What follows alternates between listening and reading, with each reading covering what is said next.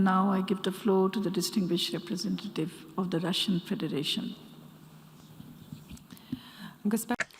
Madam President, we welcome the holding of today's General Assembly meeting on the implementation of the resolutions of the United Nations and the revitalization of the work of the General Assembly. We wish to congratulate the Permanent Representative of Australia, Mitch Fifield, and the Permanent Representative of El Salvador, Griselda Gonzalez, on their appointments as co-chairs of the ad hoc working group, and we wish them every success. We note the high level of professionalism shown by the previous co-chairs, the PR of Slovakia and El Salvador, during the 75th session of the General Assembly. Your skillful, innovative approach, and importantly, your focus on achieving universal consensus, allowed for new, crucial elements to be added to the revitalization of the General Assembly, which, instead of yearly reviews, will allow us to concentrate on implementing its specific provisions. This year, the agenda of the ad hoc working group on the revitalization of the GA includes two key issues: the role and authority of the GA and its working methods.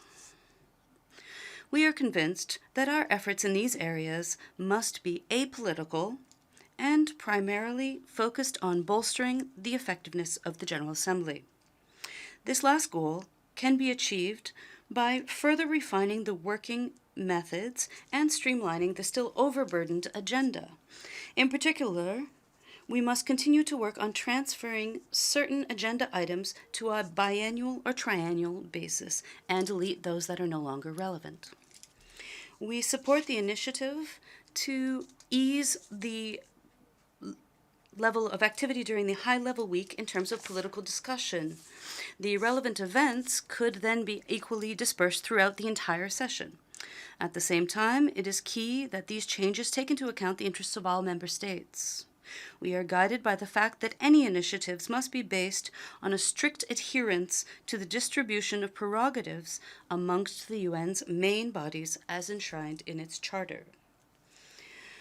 Often, the Security Council is criticized for allegedly encroaching on the authority of other UN bodies, and we share this concern. Our Security Council colleagues are aware that we are guarded in our view of thematic subjects being addressed by the Security Council, and lately, through no fault of our own, the number is rising. Therefore, we once again urge those that generate these initiatives to correlate them with what the Council can actually accomplish on these subjects.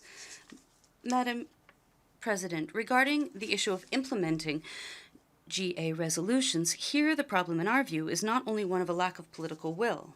One of the most important factors is the level of implementation of the decisions adopted. Before proposing a draft, it's important to ask how possible it is for them to be implemented upon adoption. We call on all parties to refrain from politicized, manifestly impractical initiatives that lead to a split between UN members, and therefore not to their consolidation. There is no doubt that those resolutions adopted by overwhelming majority of votes, or ideally by consensus, have the best chance of being brought to life. It is clear that this requires work, diplomatic skill, and a readiness to compromise. Unfortunately, recent years have shown that not all agree with this approach. Therefore, the implementation of decisions that divide the General Assembly and that aim at gaining self-serving and immediate advantages shouldn't be expected. We once again wish the co-chairs of the ad hoc working group every success and are ready to work closely with them. I thank you for your attention. I thank the distinguished representative of the Russian Federation.